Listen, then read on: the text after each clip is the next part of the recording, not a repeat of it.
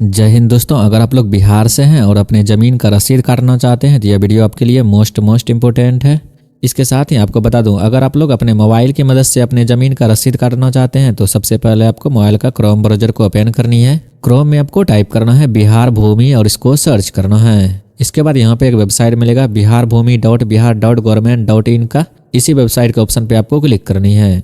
इसके बाद आप लोग के पास ऐसा इंटरफेस ओपन हो जाएगा। आपको नीचे स्क्रॉल करके आना है। इस पॉपअप को क्लोज करने के लिए बंद करें के ऑप्शन पे आपको क्लिक करनी है।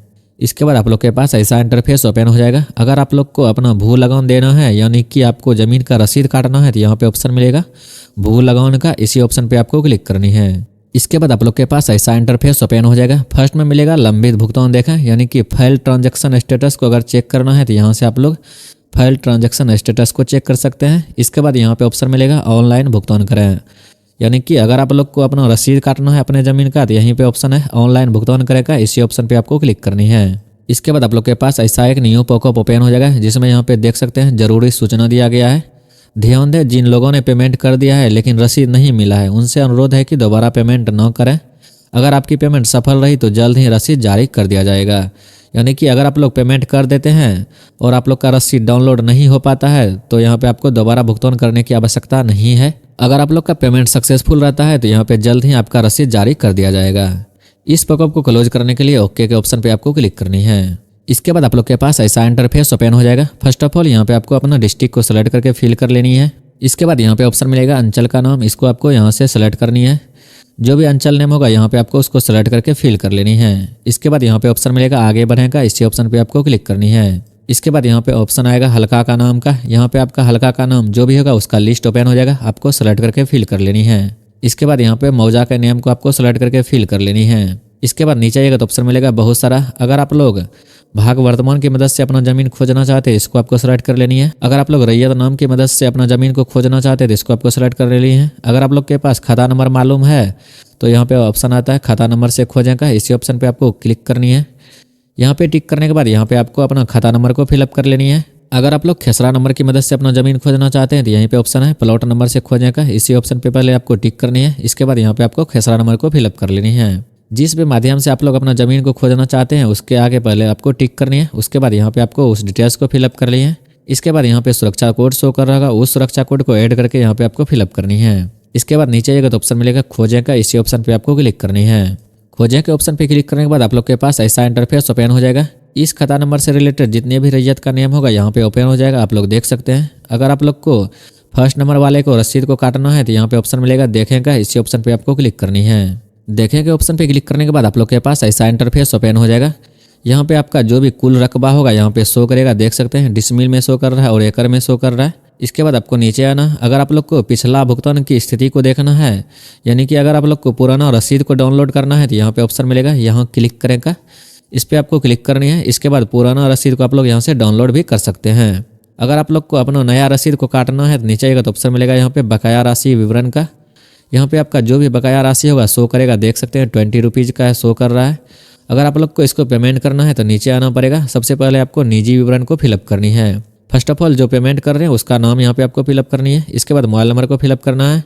एड्रेस लाइन नंबर 1 को आपको फिलअप कर लेनी है। यहाँ पे आपको एड्रेस लाइन नंबर 2 को फिलअप कर लेनी है। ईमेल आईडी को यहाँ पे आपको फिलअप करनी है। इतना डिटेल्स फिल करने के बाद आपको नीचे आना। यहाँ पे आपको ऑप्शन मिलता है आई एग्री का, इस पर आपको पहले टिक करनी है। टिक करने के बाद आप लोग के पास ऐसा एक न्यू पॉपअप ओपन हो जाएगा जिसमें यहाँ पे भुगतान संख्या दिया गया है। इसका आपको स्क्रीनशॉट करके अपने पास सुरक्षित रख लेनी है। ट्रांजैक्शन आईडी भी दिया गया है। इस पॉपअप को क्लोज करने के लिए यहाँ पे ओके के ऑप्शन पे आपको क्लिक करनी है। इसके बाद आपको नीचे स्क्रॉल करके आना है। यहाँ पे ऑप्शन मिलेगा ऑनलाइन भुगतान करेगा, इसी ऑप्शन पे आपको क्लिक करनी है। ऑनलाइन भुगतान करेंगे ऑप्शन पे क्लिक करने के बाद आप लोग के पास ऐसा इंटरफेस ओपन हो जाएगा। इस इंटरफेस में आपको नीचे स्क्रॉल करके आना है। नीचे आएगा तो ऑप्शन मिलेगा यहाँ पे देख सकते हैं अपना रसीद काटने का। सबसे पहले यहाँ पे आपको टिक कर लेनी है। इसके बाद यहाँ पे ऑप्शन मिलता है नेक्स्ट का, इसी नेक्स्ट के ऑप्शन पे आपको क्लिक करनी है। इसके बाद आप लोग का यहाँ पे रेफरेंस नंबर ओपन हो जाएगा, इसको आपको स्क्रीनशॉट करके अपने पास सुरक्षित रख लेनी है। यहाँ जो आपको अमाउंट पे करना है वह यहाँ पे 20 रुपीज़ का है, यहाँ पे देख सकते हैं। इसके बाद नीचे आएगा तो ऑप्शन मिलेगा मेक पेमेंट का, इसी ऑप्शन पे आपको क्लिक करनी है। इसके बाद ऐसा इंटरफेस आपके पास ओपन हो जाएगा। यहाँ पे दिया गया है मोड ऑफ पेमेंट में आपको यहाँ पे ऑनलाइन को पहले सेलेक्ट कर लेनी है।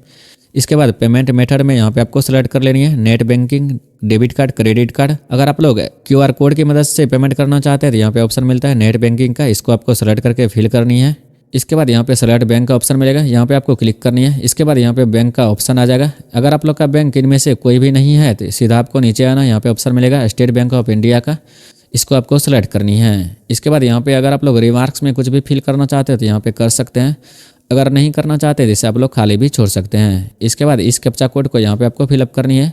इसके बाद यहाँ पे ऑप्शन मिलेगा वैलिडेट का, इसी ऑप्शन पे आपको क्लिक करनी है। वैलिडेट के ऑप्शन पे क्लिक करने के बाद यहाँ पे आप लोग का वेरीफाई हो जाएगा कैप्चा कोड। इसके बाद यहाँ पे ऑप्शन मिलेगा सबमिट का, इसी ऑप्शन पे आपको क्लिक करनी है। इसके बाद यहाँ पे ऑप्शन मिलेगा प्रोसीड टू पे का, इसी ऑप्शन पे आपको क्लिक करनी है।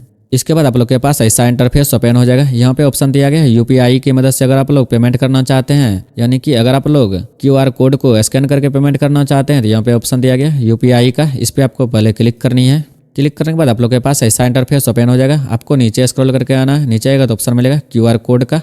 अगर आप लोग क्यूआर कोड की मदद से पेमेंट करना चाहते हैं तो इस पर आपको पहले टिक करनी है। इसके बाद आप लोग के पास यहाँ पे क्यूआर कोड जनरेट हो जाएगा। इस क्यूआर कोड को आपको पहले स्कैन करनी है।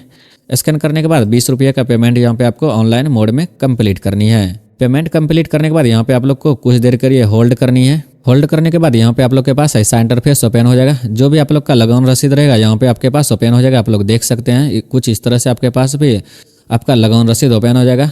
अगर आप लोग को इसको प्रिंट करना है नीचे आइएगा तो ऑप्शन मिलेगा यहाँ पे प्रिंट का, यहाँ से आप लोग इस लगान रसीद को प्रिंट भी कर सकते हैं। इसके साथ ही अगर यह जानकारी आपको अच्छी लगी तो आप अपने दोस्तों के साथ शेयर करें, लाइक करें, चैनल को सब्सक्राइब करें। Thanks for watching this video.